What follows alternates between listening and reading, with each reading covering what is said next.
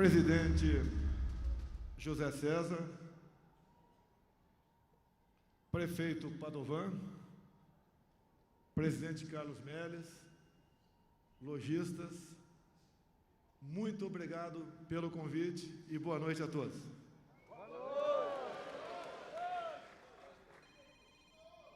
Deixa eu começar com uma boa notícia. Quem vive em paz e tem Deus no coração, só pode alcançar vitórias. Acabei de receber um telefonema do ministro Bruno Bianco, da Advocacia Geral da União. Estamos numa luta pelo preço do combustível. E os senhores devem saber o que representa, mas o corporativismo que existe na Petrobras. Tentei com a ministra Carmen Lúcia, caiu com ela, regulamentar uma emenda de 2001, que tratava da uniformidade do ICMS, que é o imposto estadual pelo Brasil. Está na cara que não tive sucesso. Aprovamos, há 3 meses e pouco, uma lei que teria que entrar em vigor há poucas semanas. Infelizmente, em vez de diminuir, em média, 30 centavos o preço do diesel, aconteceu o contrário. Aumentou-se em 30 centavos. Então, reuni quem é direito e ajuizamos no Supremo Tribunal Federal. E lá, eu tenho 2 ministros indicados por mim. Então, a chance, 20%. E Papai do Céu nos ajudou. Hoje, pela manhã, ajuizamos a ação, caiu com o ministro André Mendonça, e com total isenção, ele deferiu a liminar. De modo que o ICMS do diesel tem que ser uniforme em todo o Brasil. Não vai existir mais, espero que o Pleno ratifique isso, cada estado ter um percentual. E também se dá previsibilidade e redução do valor dos mesmos. Então, uma boa notícia, porque o governo federal fez a sua parte. Há mais de um mês, eu zerei o PIS/COFINS, que é o Imposto Federal do Diesel, assim como tinha zerado, desde o início do ano passado, o Imposto Federal do Gás de Cozinha. Por que estamos vivendo isso? Estão vivendo as consequências de problemas que não são de responsabilidade minha ou de qualquer outra pessoa. As catástrofes acontecem. Enfrentamos uma pandemia. Sim, eu fui o único chefe de Estado do mundo que defendeu o contrário do que o mundo e governadores assim decidiram. Eu sempre falei, temos que combater o vírus e o desemprego. A economia não poderia parar. Infelizmente, a responsabilidade era minha, mas o nosso Supremo Tribunal Federal entendeu de forma diferente. E cada governador, cada prefeito, aplicou as suas medidas restritivas. Um verdadeiro absurdo desde quando essas medidas foram implementadas em março de 2020. Eu mantive a minha posição. Por que eu fiz tudo isso? Porque eu costumo estudar. O que eu não sei, pergunto. E peço a Deus, né? Bem mais do que Salomão no passado, quando pediu sabedoria. Eu sempre pedi força para resistir e coragem para decidir. Porque não são fáceis as decisões. Até dentro de casa, um casal tem dificuldade muitas vezes para decidir. Imagine um prefeito, um governador e um presidente da República. A imprensa toda me crucificou, mas não erramos em nenhum momento, mais do que estudos de fora do Brasil, as medidas restritivas prejudicaram e muito a economia, não salvaram vidas e deram um duro golpe também na educação do mundo todo. Aqui as universidades fecharam. Eu pergunto-lhes, acaso a Academia Militar das Agulhas Negras, a Academia da Força Aérea ou a Escola Naval fechou um dia sequer? Não, que o reitor sou eu. Nenhum cadete foi internado.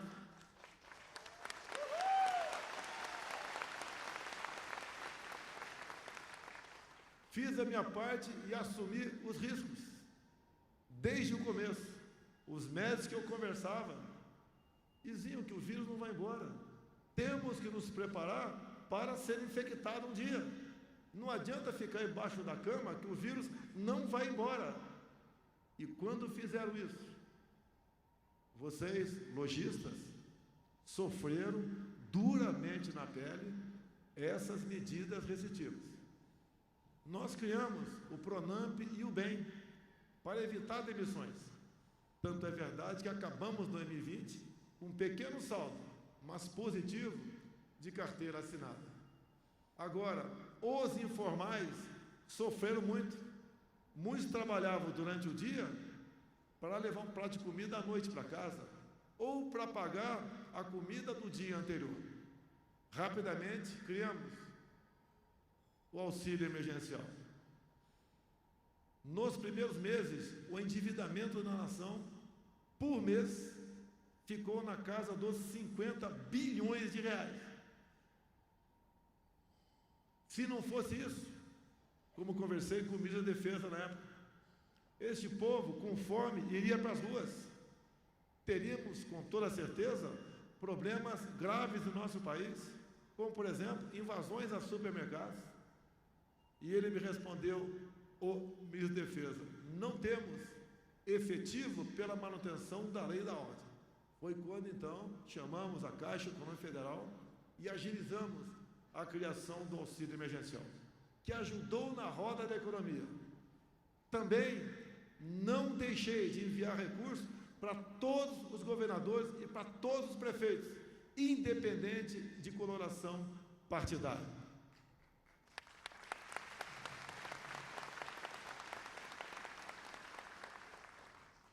Vencemos 2020, ano da pandemia. Entramos 21, uma seca nunca vista nos últimos 91 anos se abateu no Brasil. Criou-se uma bandeira, mais que a vermelha, impacta diretamente no bolso, em especial dos mais humildes, mas impacta na inflação também. Vencemos a seca. Hoje, a média dos nossos reservatórios está acima de 70%. Está garantido o fornecimento de energia vindo de fonte limpa até o final do ano. Não temos problema no corrente ano. Paralelamente, potencializamos a energia de outras fontes, como em especial a solar e eólica. Se não bastasse isso, também no ano passado, além da seca, enfrentamos também geadas em estados do sul e o sul do centro-oeste, afetando diretamente na safra de milho. Isso impacta na inflação, no preço dos ovos, da carne de porco, da carne de frango. Vencemos, mas esses problemas são nossos. O da pandemia e agora de uma guerra a 10 mil quilômetros de distância é do mundo todo.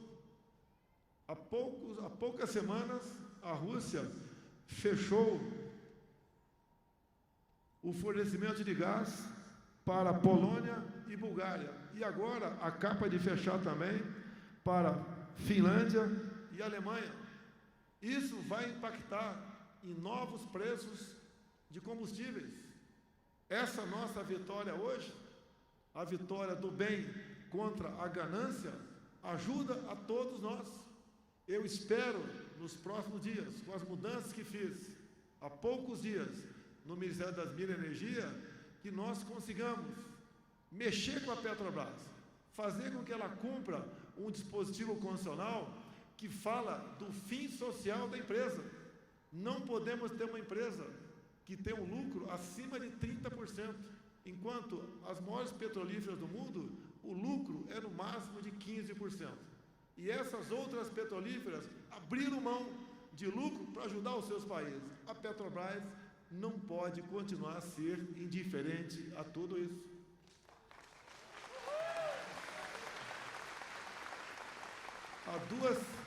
Há duas quintas-feiras, fiz um apelo dramático. Para alguns, ficou até parecendo algo não compatível com o presidente. Mas a minha maneira de ser, falar com o coração aberto e falar sempre a verdade, não teve sucesso na Petrobras. Apelei, não aumente mais o preço dos combustíveis. Falei até um palavrão numa live, coisa que não é muito comum da minha parte, mas fui obrigado a fazer isso. Não tivemos sucesso. Fizemos mudanças. Espero que essas mudanças tenham o seu êxito para o bem de todos nós. A Petrobras tem que entender, se o Brasil quebrar, ela quebra também. Estamos no mesmo barco. Voltando aqui às questões de interesse de todos nós.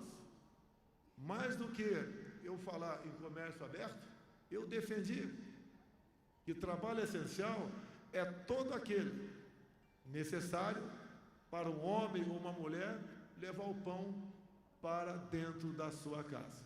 Não tivemos sucesso. Faz parte, infelizmente, da regra do jogo. Repito, lamentavelmente, me tiraram o direito ou o dever de estar à frente do Executivo Federal. Mas nós sabemos que tudo passa. Vocês não podem esquecer esse passado recente. Eu sempre digo, aquele que esquece seu passado está condenado a não ter futuro. E esse passado recente, de 2020 para cá, nós não podemos esquecer. Imaginem certas pessoas que disputaram as eleições em 2018, ou que pensam em disputar agora, caso estivesse no meu lugar. Como seria conduzido essas questões no nosso Brasil? Com toda certeza, um lockdown nacional, medidas mais que restritivas. E quais as consequências disso? Não preciso tecer comentários sobre isso. E também, uma outra coisa muito importante. Vocês devem estar acompanhando, obviamente, o que acontece no centro do poder lá em Brasília. Uma luta pelo poder. Pessoas poucas, mas que saem das quatro linhas da Constituição para tumultuar o que vem acontecendo no Brasil. Nós queremos eleições limpas, transparentes, com voto auditável, convidar as Forças Armadas a participar do processo eleitoral. Elas fizeram seu papel, não foram lá para servir de moldura para quem quer que seja. E hoje nos atacam como que as Forças Armadas estivessem interferindo no processo eleitoral. Longe disso. Quem diria? Onde geralmente o chefe de executivo conspira para permanecer no poder, esse chefe que está aqui faz exatamente o contrário.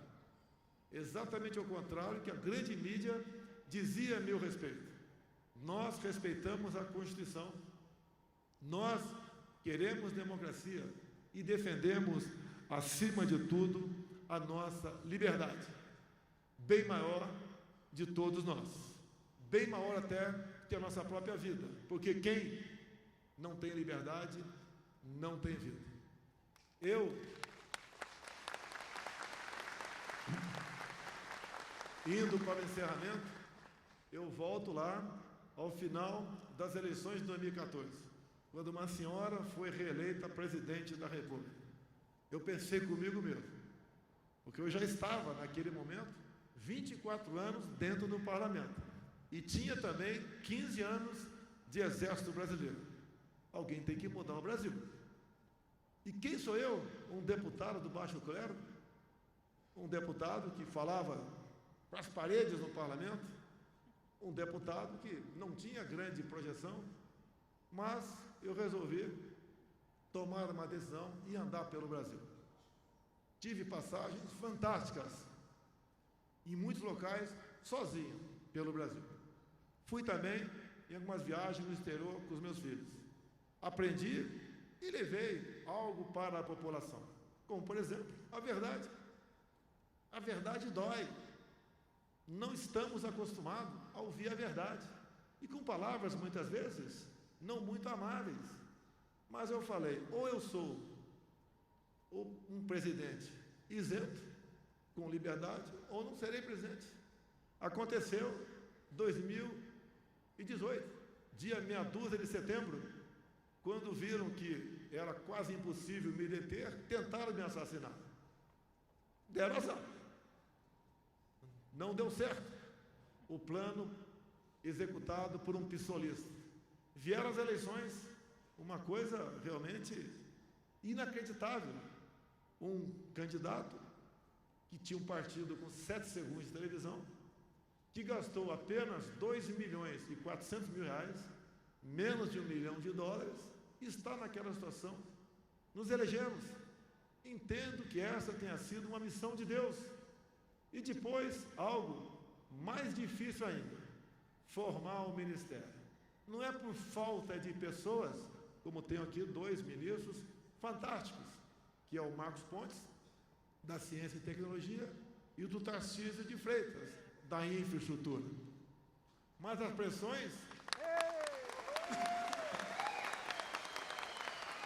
As pressões partidárias para colocar gente de interesse deles, não para trabalhar para o país, mas para trabalhar para o interesse deles.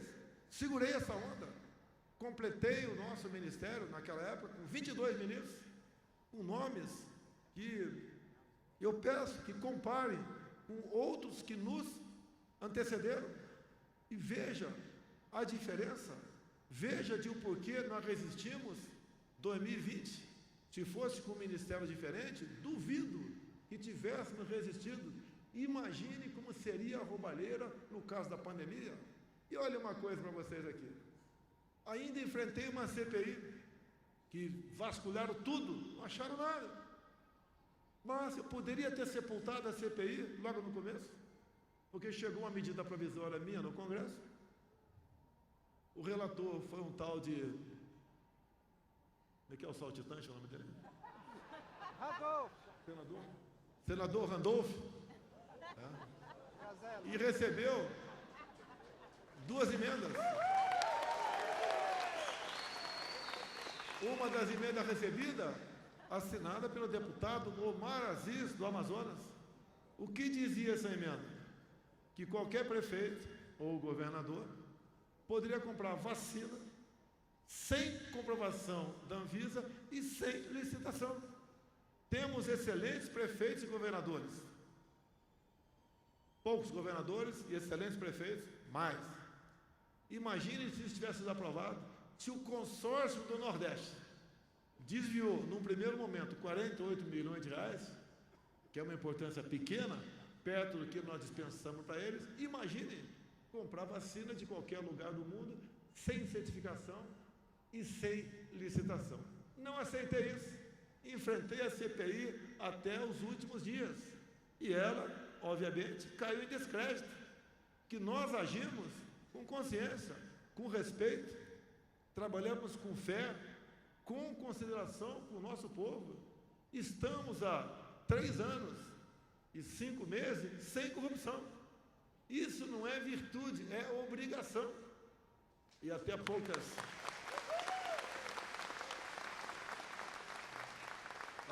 semanas a imprensa diz que no governo Bolsonaro existe 5 suspeitas de corrupção. Ora, meu Deus do céu, que imprensa é essa? Sem querer generalizar. Mas, meus senhores, todos nós temos uma missão aqui na Terra. Todos nós vamos para o mesmo lugar, em dia e hora diferente, com toda certeza. E o nosso currículo lá para cima é o que nós fazemos aqui na Terra.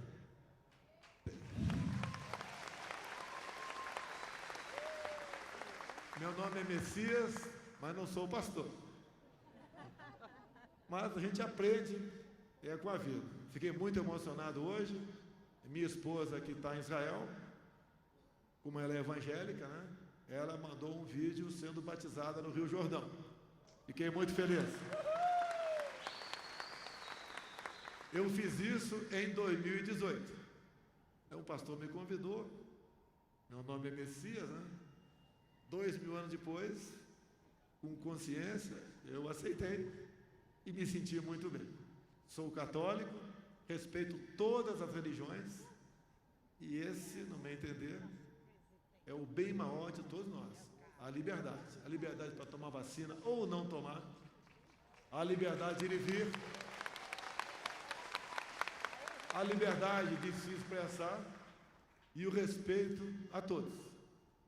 Dizer que, para mim, policial também é gente.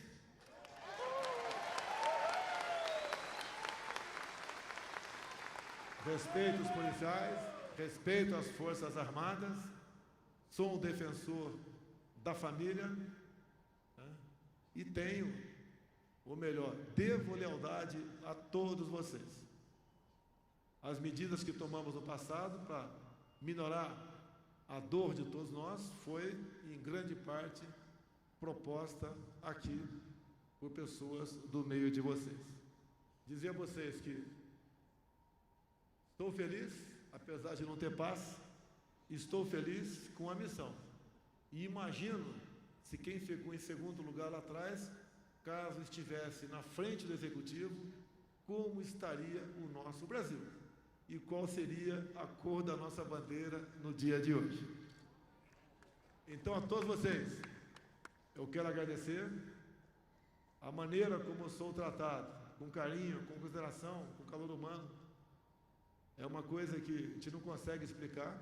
Digo que a recíproca é verdadeira. Tenho um profundo respeito pelo povo brasileiro e amo Deus e a nossa pátria.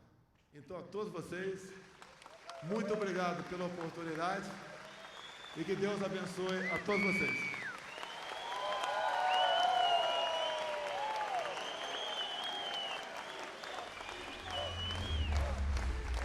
Agradecendo a presença de todos, neste momento, encerramos a cerimônia de abertura da 56ª Convenção Nacional de Dirigentes Lojistas.